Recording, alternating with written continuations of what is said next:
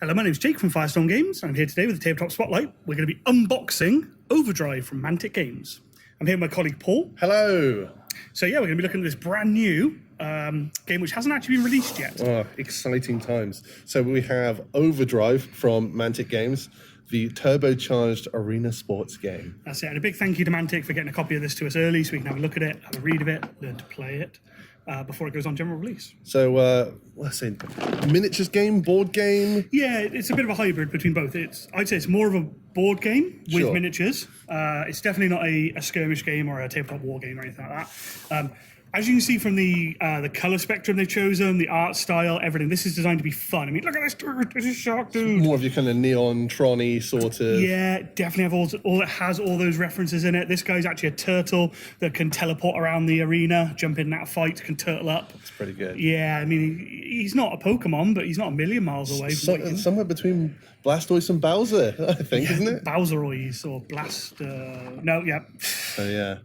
So we get the rulebook? Yeah, it's got a full rulebook in there. It's got all the dice, all the tokens you need to play. It's got the miniatures, got the board, got the cards for the characters, which are very helpful. They're very cool. But yeah, let's crack it open and show you. No problem. This is set in one of the other games universe. Yeah, Dreadball. It's the same universe as Dreadball. If you've played that, then you'll be very familiar with the mechanics, but not how the game actually feels and plays. Sure. So, cool, right, let's probably should mention as well, you said you have opened this prior. Yeah. So just to try and get some of the minis.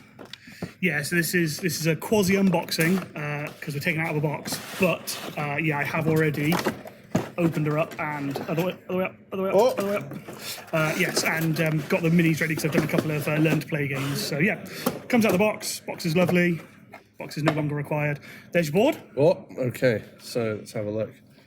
Nice quality board as well. It is, and my bases that I blue tacked my miniatures on. I'll explain why in a moment. I've stuck to the back. So here we go. That's our board. Yes, it's beautiful, it's bright, and it's really clear. So these are your score zones. You have a set of numbers around here, so when you need to randomly select one, you roll a dice. If you roll a 4, it's this one. If you roll the one you've already got, you re-roll until you find a new score zone. So that's how you keep the action fresh. You can't just turtle up in one area and that's it. You've got it for the game. Nice bit of rules balancing. Yeah, I was very impressed with that. This is your KO area down here. So as your players get knocked out, they go there. They sit there feeling sorry for themselves until the end of the turn. Then they become available again. You can use an action on them to make them run back on the board. So I think we'll start with what have we got here? The rulebook. Yes, the rulebook is very nice.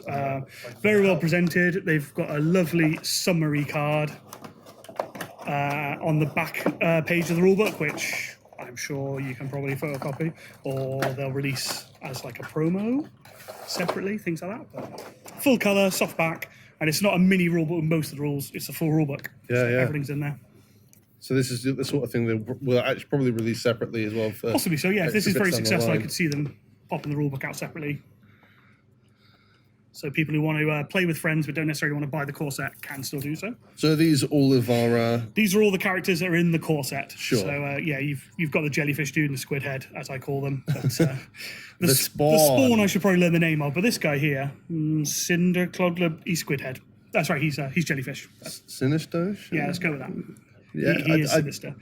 There you go. And all through there is artwork for more players that are on the way. So some of them look amazing. Yeah. Wow. It's very efficient. So you've got playing a rush. So this is a turn, and you alternate taking actions during a rush, but then you go into what you can do, what all the stats mean.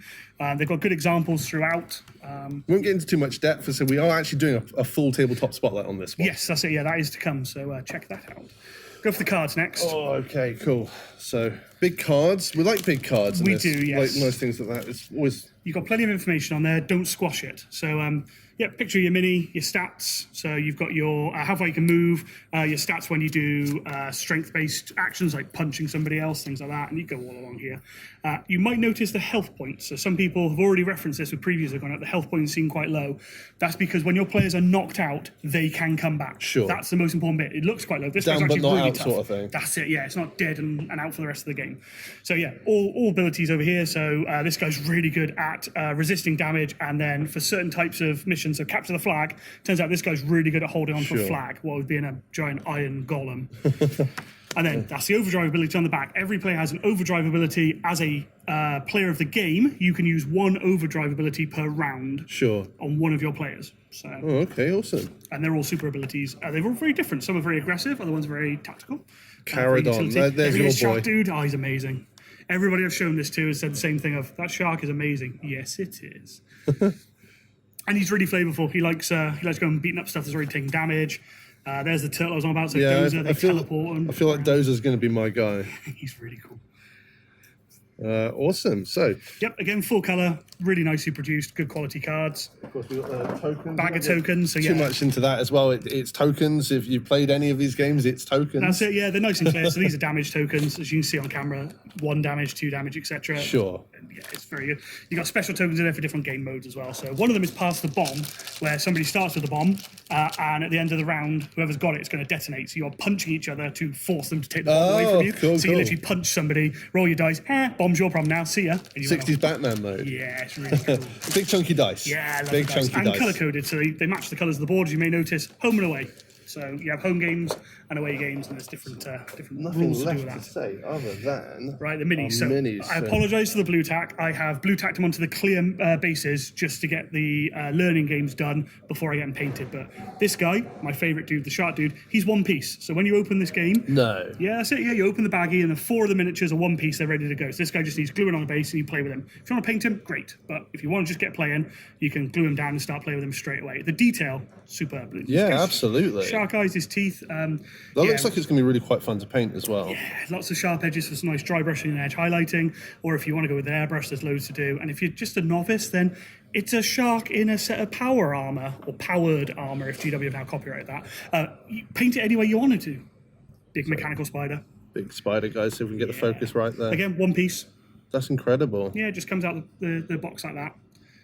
It's nice and quite refreshing to know that you've got just a game that as soon as you buy it, you can play it. That's it. It had that X-Wing feel to me. So 2 of the miniatures took a tiny bit of assembly. So the turtle was one of them, and the big Iron Dude was the other. So I had to glue his arm on.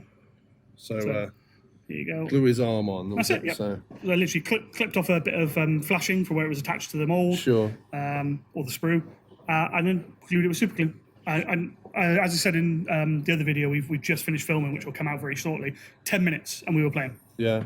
Really chuffed with this. I really, That we can't stress enough. That almost doesn't happen. yeah, it's so rare. Like I've referenced Aliens before. I love Aliens by Gale Force 9. I did not like the week it took me to assemble all my fiddly aliens and my Marines. They're beautiful, but yeah, it felt more like an army I was putting together than a board game, which is a bit of a shame. So what's the bit for Dozer? Was it? This arm came on and his head went in. Oh, okay, cool. So literally just plug straight in, did it? Yeah, the plugs are really good. I didn't have to worry about liquid green stuff or anything because I'm going to paint these. But yeah, This is, I know as well, if anyone's been following the videos or anything we've done so far, you're not exactly been quiet about your love for kaiju stuff. So yes. I suppose you saw these things, it was... Yeah, I was very excited. So, yeah, and speaking of which, there's actually some cool artworks coming in. So I'll flick through as you show the other miniatures that are coming. Oh, here we go. Nice for anybody who likes a bit of the Cthulhu thing as well. Yeah, you know. Cthulhu. And he does this actually gives him a special ability where he can grab people from far away, drag them in. If he drags them adjacent, he gets a free melee attack against them. So he drags you out of the score zone, so you don't score any points. No. Then he tries and beats you up. That's and if he pretty fails cool. to beat you up, you're still out of the score zone. So he's a very good last action guy. Even for sort of like more of a control-y player, they'd have that sort of thing. So That's it. Yep. So here's the artwork I wanted to show off. This guy's coming. You said about kaiju. I mean, he's not Mecha Godzilla, but he's probably better than the latest version. Anyway, yeah, I love him. So yeah, I cannot wait. There's so many cool minis coming for this. Mantic have said that there are loads of 2-player packs coming, which they're just going to keep pumping out, but they're going to make sure they're play tested, so they're nice and balanced, and they add something to the game. But there's 2 of those up already, and that's just for the rest of this year. sure, I think. yeah. Ready to pre-order now and expected imminently. Yes, that's it. So, yeah, if you're watching this as soon as it's gone up, get a pre-order in now if you're interested. If you're watching this in a year's time, it's probably in stock right now. Yeah. Well, thanks very much for joining us, and hopefully let's play some Overdrive soon.